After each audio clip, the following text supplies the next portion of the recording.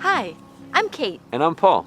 We've gone over some of the essentials of safe paddling, like always wearing your life jacket, dressing for the conditions, and the all-important safety checklist, which includes bringing a signaling device, like a whistle, a flashlight, and a dry bag with extra layers, a first aid kit, snacks, sunscreen, and water. Now it's time to plan a day on the water.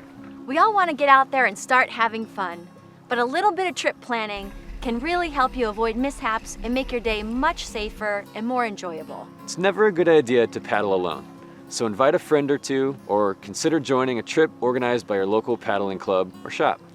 Next, think about how far you want to go.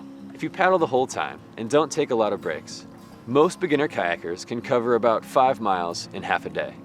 A 1-hour paddle would probably cover just a mile or two. Of course, that's assuming favorable conditions and protected water, like a lake or harbor.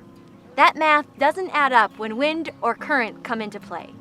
In that case, your distance estimates will have to be much shorter. Now do your research. Use maps or a guidebook to plan your route, and ask about good trips for beginner kayakers at your local paddling shop. Paddling clubs are another great resource. After you've planned your route, share it with a trusted friend. Give them the 4 W's: who, where, when, and what to do if you don't return or check in as planned. A good rule of thumb is to tackle the tough stuff first. If you're paddling an out and back trip on a river, do the upstream leg first.